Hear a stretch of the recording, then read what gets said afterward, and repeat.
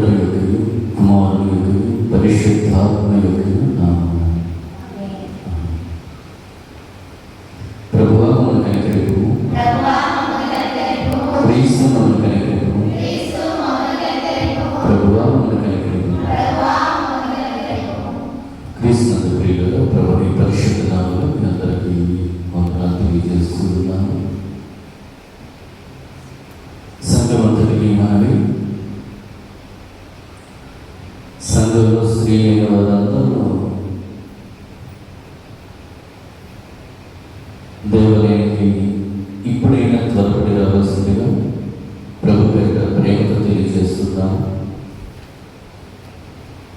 ఎన్ని పనులు ఉన్నప్పటికీ, ఆరోగ్య పరిస్థితులు ఎలా ఉన్నప్పటికీ ప్రభు సన్నిధానంలో గడపడం చాలా శ్రేష్టమని, మనకును మన కుటుంబాలకు దీవెనకరమని ఇప్పుడైనా గమనించి త్వరగా రావాల్సిందిగా అందరినీ ప్రేమతో ఆహ్వానిస్తున్నాను.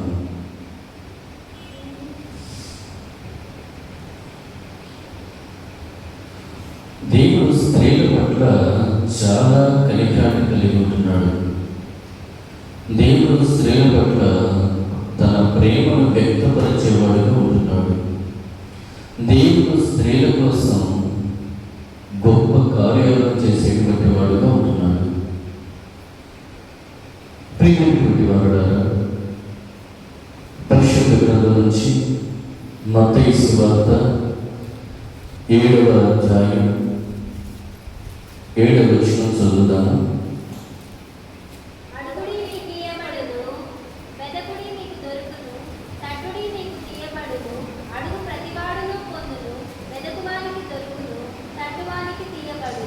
అడుగుడి నీకు ఇయ్యబడును, వెతుకుడి దొరుకును, తట్టుడి తీయబడును.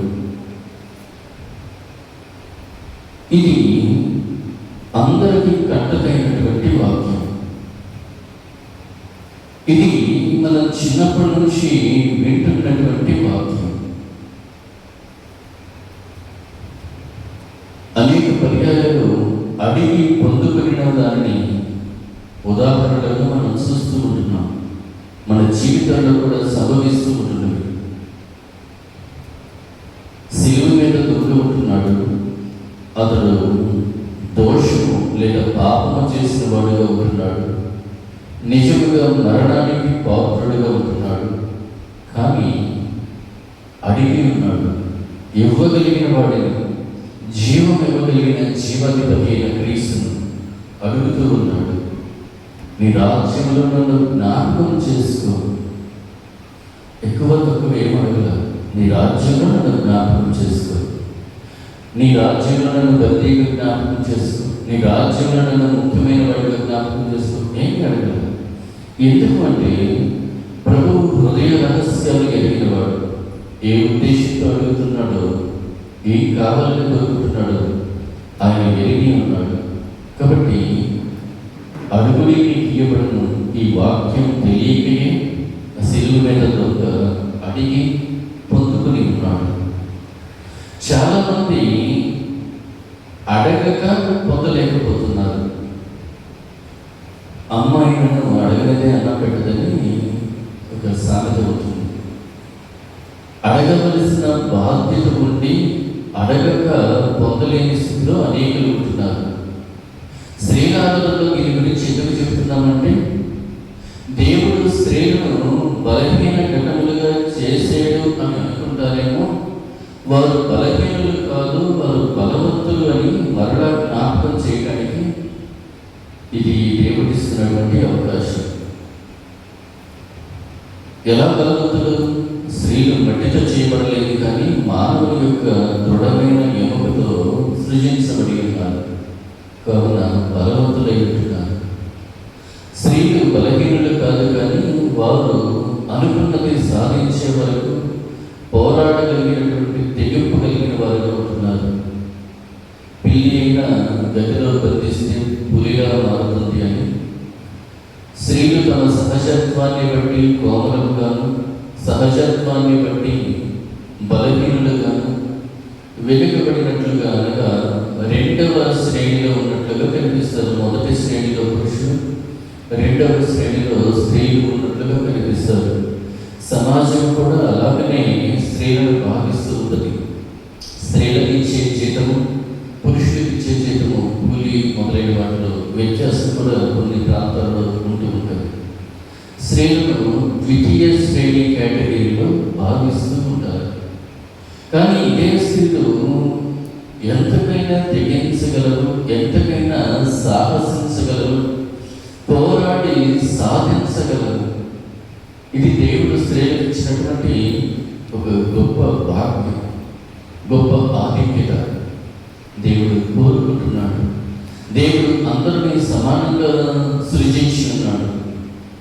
మానవుని సృజించను, స్త్రీనిగాను పురుషునిగాను వాడిని సృజించను. కాబట్టి దేవుడి దృష్టిలో యూదుడని గ్రీసు దేశస్థుడని, స్త్రీ అని పురుషుడని భేదం లేదు. కానీ అందరూ ఆయన దృష్టికి సమానంగా ఉంటున్నారు. అందరూ ఆయన దృష్టికి సమానంగా ఉంటున్నారు. కాబట్టి దేవుడు స్త్రీలకు కూడా ప్రాధాన్యత ఇవ్వడం మనం చూస్తూ ఉన్నాం. స్త్రీలు కనికరించబడ్డారు, స్త్రీలు అడిగి పొందుకున్నారు, స్త్రీలు గొప్పవారుగా ఉంటున్నారు. ఉదాహరణకు మగ్దలేని మరియ, ఆమె ఒకప్పుడు అన్యురాలుగా అనగా క్రీస్తుకి దూరంగా, దేవునికి దూరంగా ఉన్నది. ఆమె కరుణించబడిన తరువాత క్రీస్తును హత్తుకొని జీవిస్తూ ఉన్నది. ఎంతగా అంటే క్రీస్తు రొమ్మున ఆనుకునే శిష్యుడిగా యోధను ఉంటున్నాడు.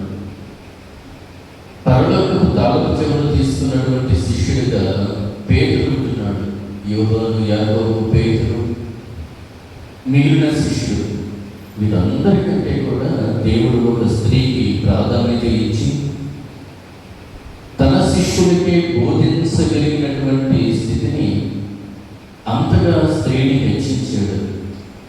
ఇది ఆ స్త్రీకి మాత్రమే కాదు, కానీ తన ఎదుగు వచ్చి వారందరి పట్ల ఆయన అలాంటి కృప చూపించగలిగిన వాడు.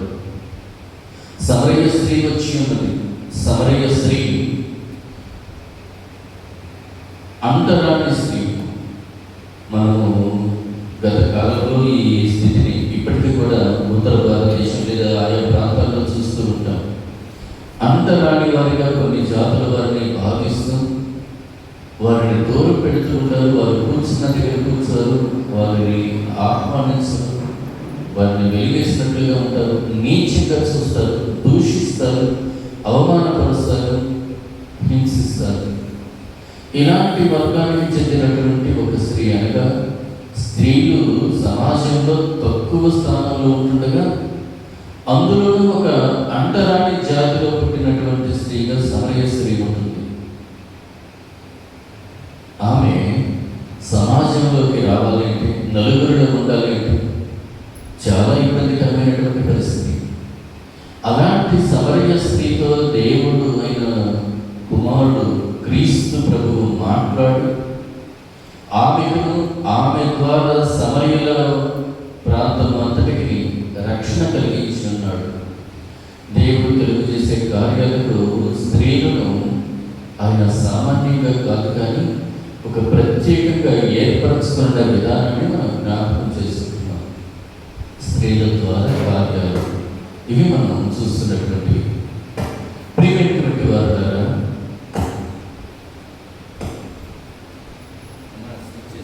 అక్కడే పైదేయండి మొదటిది అటు మొదలంటే అటు అది దాని పక్కన కూడా ఏంటి,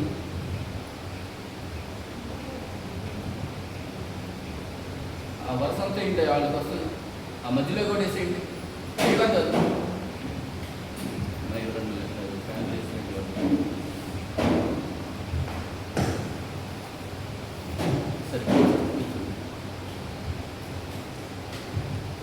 కాబట్టి దేవుడు స్త్రీలను తక్కువ వారిగా చేయలేదు, కానీ వారిని ప్రముఖమైనటువంటి వారిగా సృజించినాడు. ప్రత్యేకమైనటువంటి అవకాశాలను, ధన్యతను ఇస్తూ ఉన్నాడు. దీన్ని సద్వినియోగం చేసుకోవటము ప్రతి స్త్రీ యొక్క బాధ్యతగా ఉంటుంది. అందుకనే జ్ఞానం కలిగిన స్త్రీ తన ఇంటిని కడుతుంది అని మనం చూస్తున్నాం. తన సమాజాన్ని కడుతుంది, తన కుటుంబాన్ని, తన జీవితాన్ని కట్టుకునేటువంటిదిగా ఉంటుంది. జ్ఞానం కలిగినటువంటి వారు ఏ జ్ఞానం కలిగి ఉండాలి? దేవుని గురించిన జ్ఞానం కలిగి ఉండాలి. పైనుండి దిగి వచ్చే జ్ఞానం కలిగి ఉండాలి. పైనుండి దిగి వచ్చినటువంటి జ్ఞానం కలిగిన వారు దేవుడు ఎవరో తెలుసు కాబట్టి ఆయనను అడగగలిగినటువంటి స్థితిలో ఉంటారు. ఆయన ఇవ్వగలిగిన సమర్థుడు అని నమ్మి ఆయన అడగగలిగినటువంటి స్థితిలో ఉంటారు. అందుకని పరిశుద్ధ గ్రంథంలో ఒక 4 స్త్రీల గురించి జ్ఞాపకం చేస్తాను. వారి పేర్లు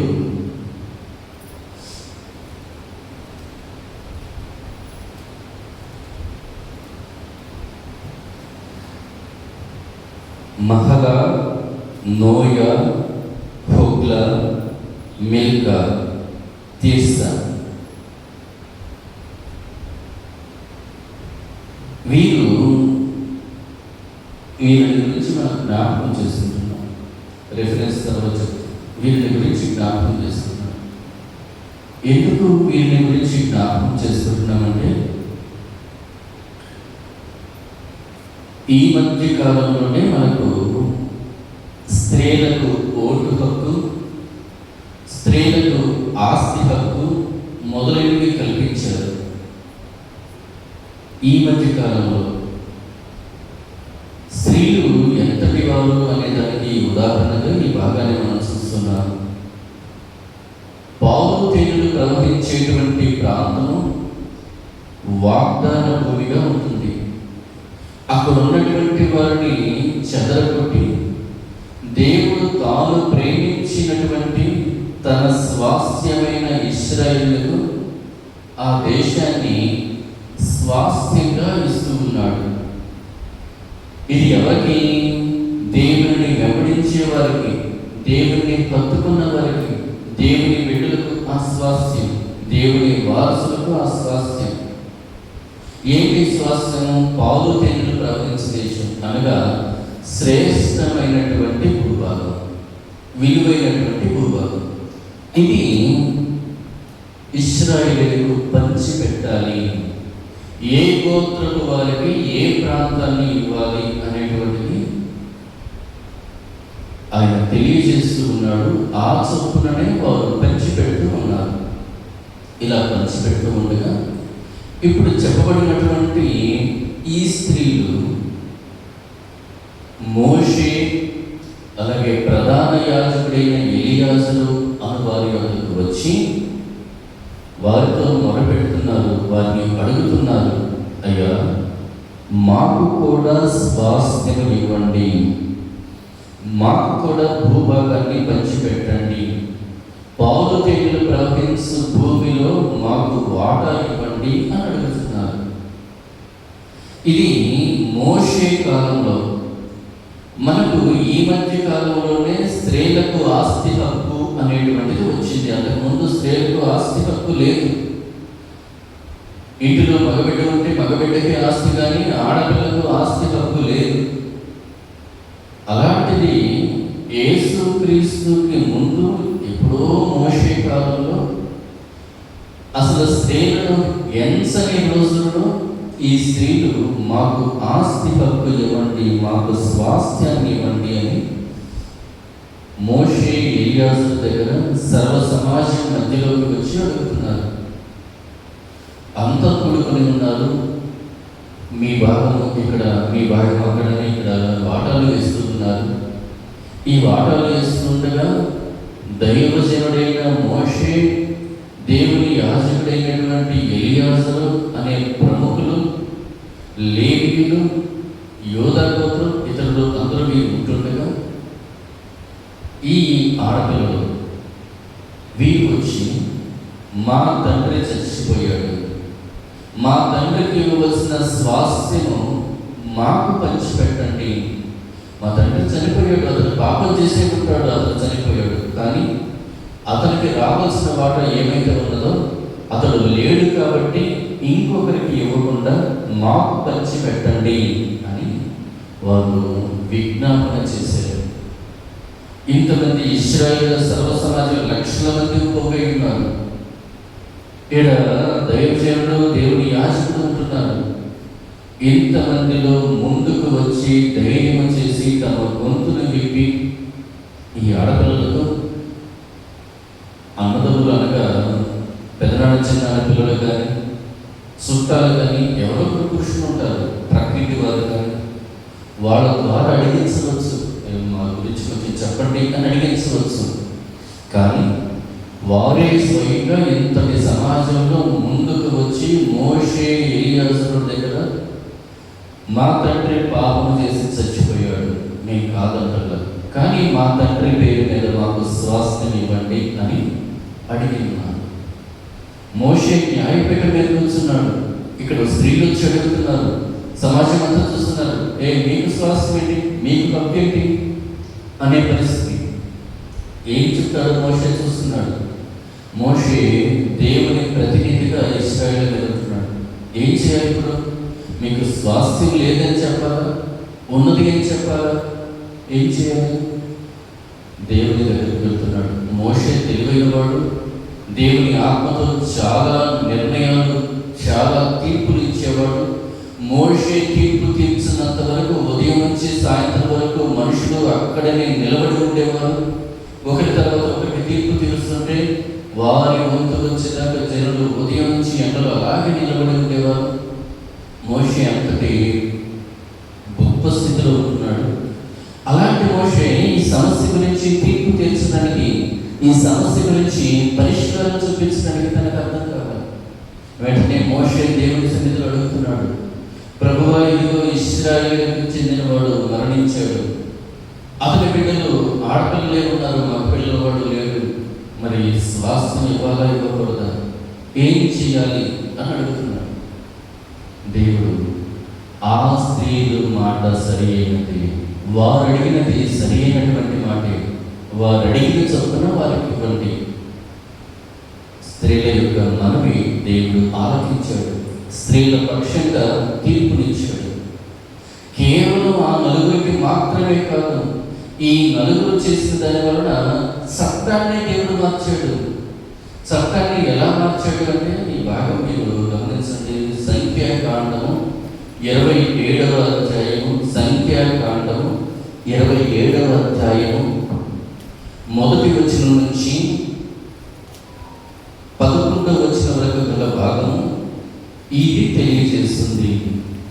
వీరు సెలెహపాదు అనేటువంటి వారి యొక్క కుమారులుగా ఉంటున్నారు. అప్పుడు 1వ వచనం, అప్పుడు యోసేపు కుమారుడైన మనష్షే వంశస్థుడు సెలోపెహాదు కుమార్తెలు వచ్చేది. వారి పేర్లు మహల మధ్యలో చూడండి, వచ్చిన చివరి భాగంలో అతని కుమార్తెల పేర్లు మహల, నోయ, హోగ్లా, మిల్కా, తీర్సా అన్నవి. వారు ప్రత్యక్షపు గుడారం యొక్క ద్వారం వద్ద మోషే ఎదుటను, యాజకుడైన ఎలియాజరు ఎదుటను, సర్వ సమాజం ఎదుటను నిలిచి చెప్పినదేమనగా, మా తండ్రి అరణ్యములో మరణమాయెను. అతడు పాపమును బట్టి 3వ వచనం చివరి భాగంలో, అతడు తన పాపమును బట్టి మృతి పొందెను, అతనికి కుమారుడు లేరు అని చెప్తూ ఈ భాగం చెప్పారు. ఇంకా చాలు, ఇప్పుడు చదవదు, ఇంకా చాలు, ఇప్పుడు చదవదు, నేను చెప్పిన వచనాలు మాత్రం చదవండి.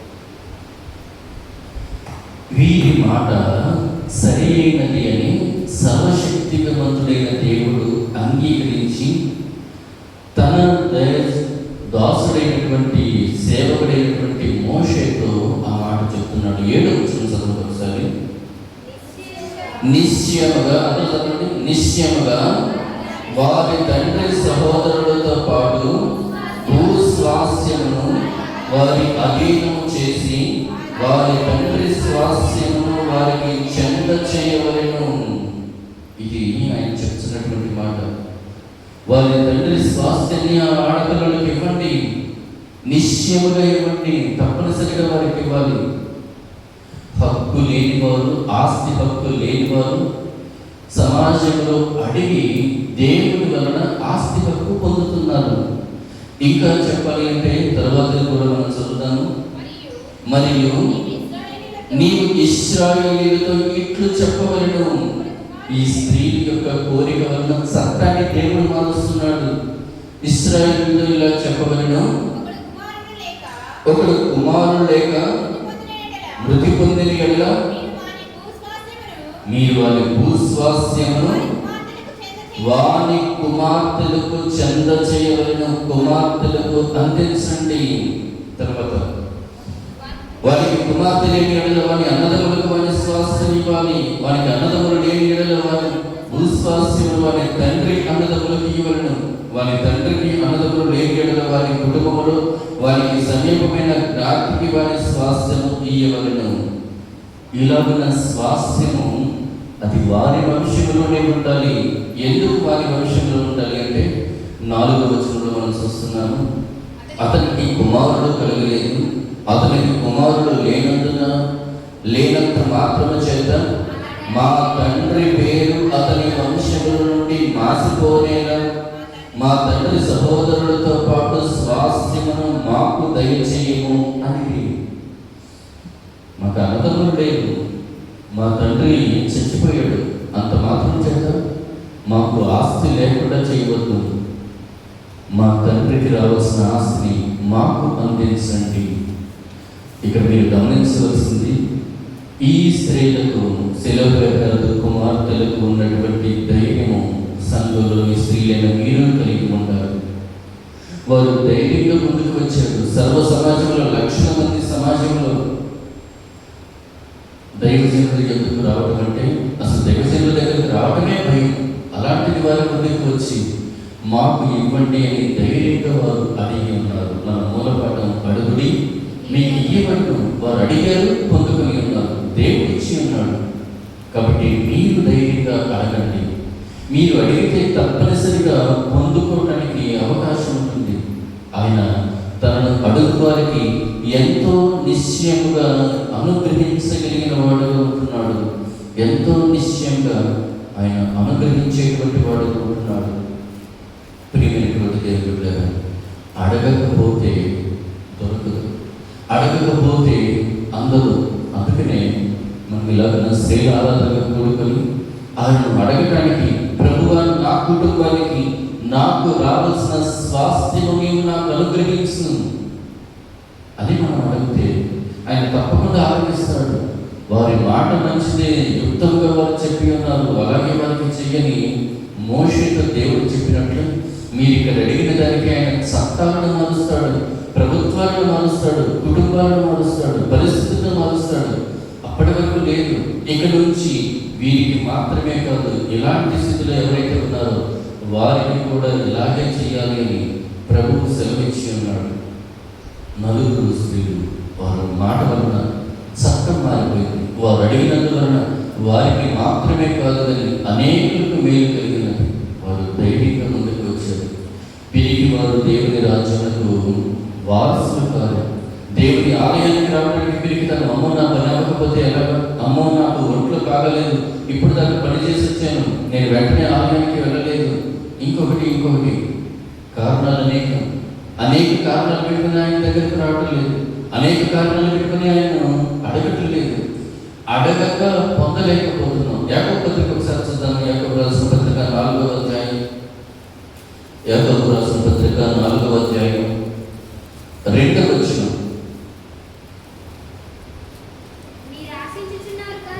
మీరు ఆశించుచున్నారు కానీ మీకు దొరకటలేదు, నరహత్య చేయుదురు, మత్సరపడదురు కానీ సంపాదించుకోలేరు, యుద్ధము చేయుదురు కానీ అడగనందున ఏమీ దొరకదు. మీలో మీరు పోట్లాడుతున్నారు, మీలో మీరు పోరాడుతున్నారు, మీలో మీరు ఏదైనా చేస్తున్నారు, కానీ దేవుడిని అడగనందున మీకు ఏదీ దొరకదు. ఉదాహరణకు ఇది స్త్రీల ఆరాధన. సంఘంలోని స్త్రీలందరూ ఇప్పుడు ఆయన మందిరంలోకి వచ్చి, ప్రభువా నన్ను నా కుటుంబాన్ని రక్షించు, నా కుటుంబంలో ఉన్న శోధనలు తొలగించు, నా అవసరాలు తీర్చు అని మీరు అడిగితే తప్పకుండా తెలుస్తాడు. ఈ సెలవుపేట కుమార్తెలు అడిగితే ఆయన అనుగ్రహించాడు. కావు అనలేదు, ఇది పురుషులకు మాత్రమే అనలేదు, ఇవ్వండి అని చెప్పాడు. సంఘంలోని స్త్రీలు మీరు వచ్చి అడిగితే మీకు కూడా ఆయన ఎంతో నిశ్చయముగా ఇవ్వగలిగిన వాడు. కానీ మీరు రాదు, కానీ మీరు ముందుకు రాదు, వచ్చి మీరు అడగడానికి ఇష్టపడను. నేను 4 పాఠాలలో మనం చెప్పుకున్నాను యోగ గ్రంథం నుంచి. సర్వశక్తునికి ప్రార్థన చేయటకు సర్వశక్తుడు ఎవడు అని వారు ప్రియమైన దేవుడారా, యోగ గ్రంథం ఒకసారి జ్ఞాపకం చేస్తున్నాం. రెఫరెన్స్ ఎవరికైనా గుర్తుందా? 15 యోగు 21:15. మేము ఆయనను సేవించుటకు సర్వశక్తిగా వాడు ఎవడు, మేము ఆయన గురించి ప్రార్థన చేయటకు చేత మాకేమి లాభం కలుగును అని వాళ్ళు చెప్తున్నారు. ఆరాధనకు ఎందుకు రాలేదంటే ఇదే కారణం.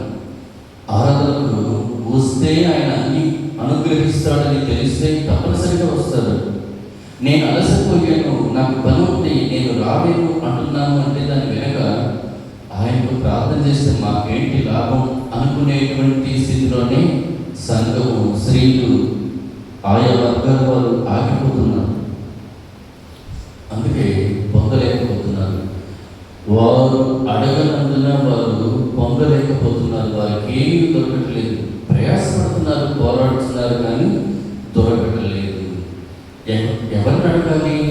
వారు వచ్చి ఎవరిని అడుగుతున్నారు? మోషేని, ఎలియాజరుని అడుగుతున్నారు. దైవజనుడిని, దేవుని యొక్క యాజకుడిని అడుగుతున్నారు. అంటే ఏంటి? వీరు దేవుని యొక్క ప్రతినిధులు. వీరిని అడుగుతున్నారంటే దేవుని అడుగుతున్నట్లే. వారు సర్వ సమాజంలో నుంచి ప్రక్కన వర్తంటున్నారు. మాకు కూడా ఇవ్వచ్చు కదా అని ప్రక్కన వర్తంటున్నారు. సర్వ సమాజంలో నుంచి ముందుకు వచ్చి ధైర్యంగా వచ్చి ఆయన సేవకులను అడుగుతున్నారు, మాకు ఇవ్వండి అని.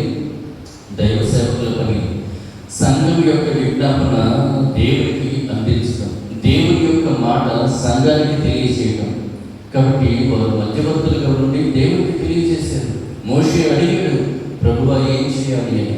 దేవుడు వెంటనే సమాధానం ఇస్తున్నాడు, వారికి స్వాస్థ్యం తప్పనిసరిగా నిశ్చయముగా పంచిపెట్టండి అని. వారు అడిగి పొందుతున్నారు.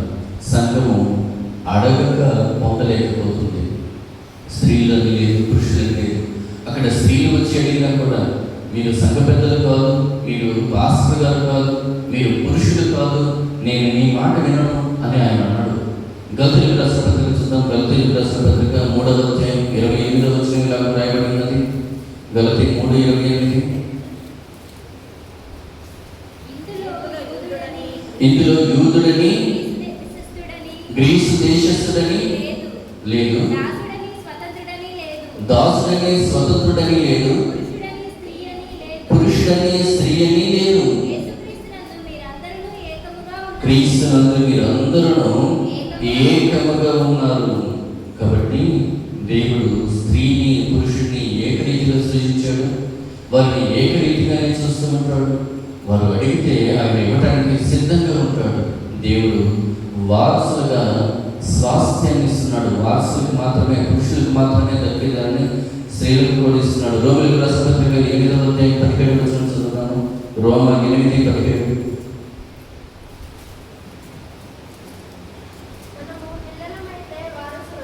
పిల్లలమైతే వారసులము అనగా దేవుని వారసులము.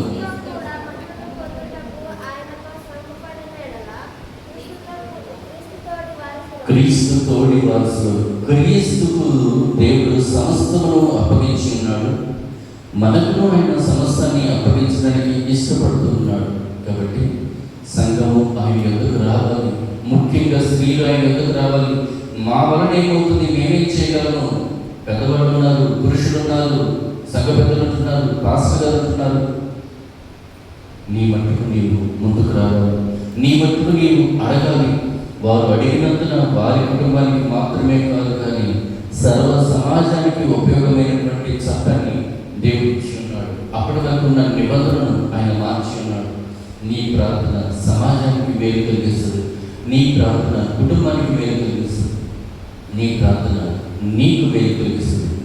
అందుకని స్త్రీల ఆరాధన ఇక్కడ కూడా వచ్చేది స్త్రీలందరూ కలిసి వచ్చి మీరు అడుగుతూ ఉంటే ఆయన మిమ్మల్ని గొప్పవారిగా భావిస్తాడు. ఆయన మీ పట్ల తన ఆత్మను కుమరిస్తాడు.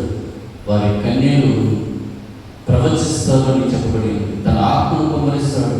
మీకు ప్రత్యేకంగా దేవుడు ఇస్తున్నటువంటి స్త్రీల ఆరాధన ఎంత ఈజీగా మీరు నిర్లక్ష్యం చేసుకొని పోగొట్టుకుంటున్నారు. వారు అడగనందున వారికి ఏమీ దొరకటం లేదు. ఎందుకు అడగాలి? మేము అడిగితే ప్రార్థన చేస్తే మాకు కలిగే లాభం ఏంటి అని వారు అంటున్నారు. వచ్చిన కొద్దిమంది అయినా మీరు కూడా ఇలాగే అంటారు. ఆయన దగ్గరకు రావడానికి ఆశపడతారు. గమనించండి.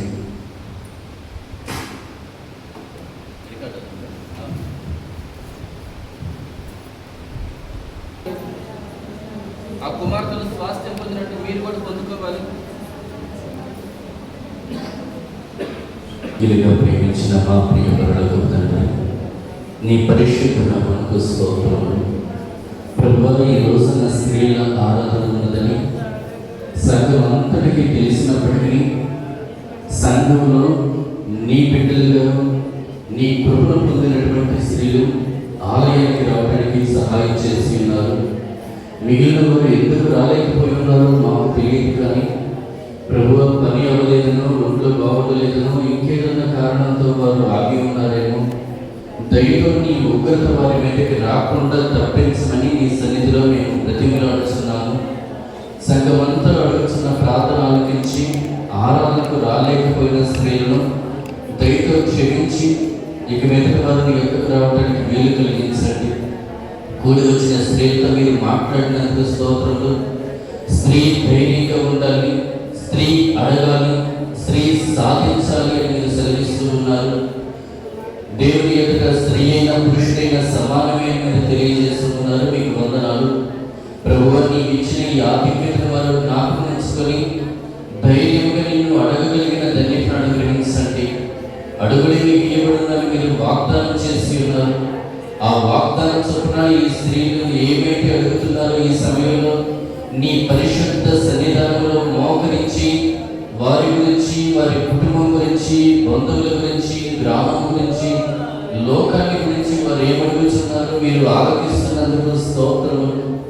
ప్రతి ప్రార్థన ఆలకించి అంగీకరించే దేవుడు శిలపరాధ కుమార్తెలకు మీరు స్వాస్థ్యం అనుగ్రహించినట్లుగా ఇదిగో నీ రాజ్యంలో వారసులయ్యే ధన్యతను వీరికి, వీరి కుటుంబాలకు మీరు ప్రసాదించండి. ప్రభువా, బలహీనపడుతూ ఉన్నారు. వాతావరణం వలన కానీ, వయసు వలన కానీ, ఇతర పరిస్థితుల వలన కానీ శారీరకంగా, మానసికంగా, ఆత్మీయంగా బలహీనపడి ఉన్నారు. నొప్పులతో, బాధలతో, అనారోగ్య సమస్యలతో ఇబ్బందులు పడుతూ ఉన్నారు. ఎవరిలో ఏ బలహీనత ఉన్నదో ఎరిగి ఉన్న దేవుడు మా ప్రభువా, బలహీనతలో ఉన్న శక్తి పరిపూర్ణమవుతున్నదని సెలవించిన రీతిగా నీ శక్తితో వీరిని నింపమని వేడుకుంటున్నాను.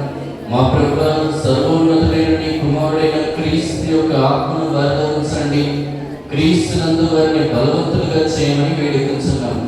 క్రీస్తు అనుగ్రహించే ధైర్యంతో వారిని అడుగుతుండగా మా ప్రభువా, అడుగు ప్రతిదీ మీరు వారికి దయచేస్తుంది. ఈ సమయంలో వారి ప్రార్థన ఆలకించి వాటిని అనుగ్రహించబోతున్నందుకు స్తోత్రములు. ఇక మీదట సంఘంలోని స్త్రీలందరూ సంఘమంతయు ఏ రోజున ఏ ఆరాధన ఉన్నదో ఆరాధనకు ముందుగా రావడానికి, వారు తమ పనులను త్వరగా ముగించుకుని రావడానికి వీలు కలుగ చేయండి. ప్రార్థన చేయడానికి ఆయన ఎవరు అనే స్థితిలో లేకుండా ఆయనే మా రక్షకుడని జ్ఞాపకం చేసుకొని నీ సన్నిధానానికి వచ్చే ధన్యతను వీరికి అనుగ్రహించమని వేడుకొస్తున్నాను. మా ప్రియ పరలోకపు తండ్రి, ఇదిగో బలహీనపడిన వారి గురించి విజ్ఞాపన చేస్తున్నాం. మా సంఘంలో సత్యానందం గారు అనబడుతున్నాం. ముత్తయ్య గారు బలహీనపడి ఉన్నారు, హాస్పిటల్లో ఉంటున్నారు. నిరీక్షణాధారము నీవే అని వారు విశ్వసిస్తుండగా నీ కృప కొరకు కనిపెడుతున్నాం. స్వస్థపరచు దేవుడు, రక్షించు దేవుడు అని నీవు వారిని తాకి పరిపూర్ణమైన ఆరోగ్యాన్ని కలిగించమని వేడుకొస్తున్నాం. మా ప్రభువా, ఇదిగో అపర్ణాల గురించి మీకు వందనాలు చెల్లిస్తున్నాము. మర్యాద సుమతి గారి కుమార్తెను మీరు కటాక్షించండి. ఆమె బలహీనపడి ఉండగా ఆమెకు కావలసిన స్వస్థతను మీరు అనుగ్రహించమని వేడుకొస్తున్నాం. అలాగే మా ప్రభువా, ఇదిగో ఎంతమంది అయితే ఎలాంటి ఇబ్బందులు ఉంటున్నారో వారందరి గురించి విజ్ఞాపన చేస్తున్నాం.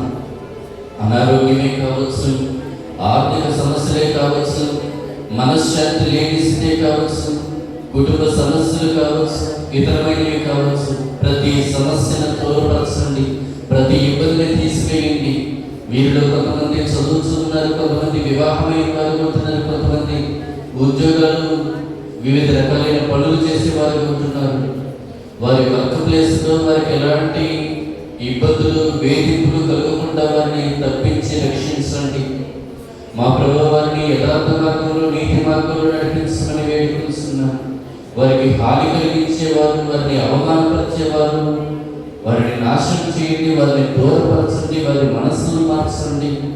ఇదిగో నీ ప్రియబిడ్డల పక్షంగా మీరు ఉండండి. స్త్రీలను మీరు విడనాడలేదని, వారికి ఆధిక్యతను కలుగజేసి ఉన్నారని మీరు తెలియజేసిన గొప్ప దేవ, నీవిచ్చిన ధైర్యాన్ని బట్టి నీ అనుగ్రహించే స్వాస్థ్యాన్ని వారి పొందులాగా, వారిని వారి కుటుంబాలను రక్షించుకోగలిగిన భాగ్యం మీరు వారికి ప్రసాదించండి. ఆరోగ్యాలు అనుగ్రహించండి, ధనధాన్య సమృద్ధిని అనుగ్రహించండి, ఐశ్వర్యత వారిని నింపండి, సంతోషాన్ని వారికి ప్రసాదించండి. ప్రతి శోధనను ప్రతి దుఃఖమును దూరపరచమని వేడుకుంటున్నాను. వారి గృహాల్లో వారి జీవితంలో నీ వెలుగును ప్రకాశింపచేయండి.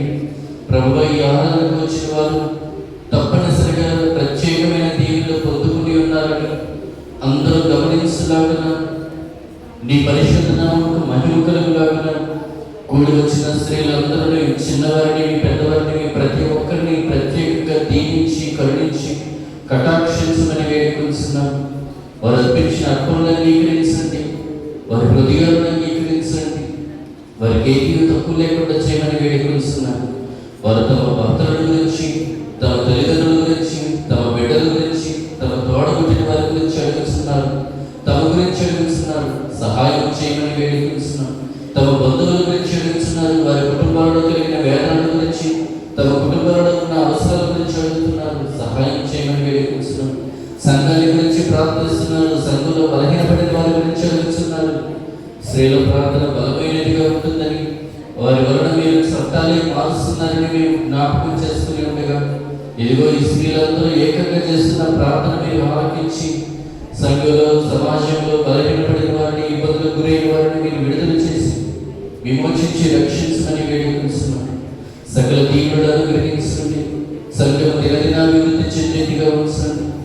నీ మార్గములను నడిపించి నీ వారసులుగా ఎంచమని సమస్తని కృపాహస్తాలకు అప్పగించుకుంటూ, ఇదిగో మా ప్రభు బుల్లమ్మ గారు బాగోలేదంటున్నారు, వెంకటరత్న గారు బాగోలేదంటున్నారు, ఇంకెవరు బాగోలేదంటున్నారు, వారందరికీ కూడా నీ కృపను అనుగ్రహిస్తూ కూడి వచ్చిన వారందరినీ పేరు పేరున దీవించమని, వారి పక్షంగా మీ కార్యాలు జరిగించమని మా రక్షకుడు యేసుక్రీస్తు ద్వారా వేడుకుంటున్నాం తండ్రి.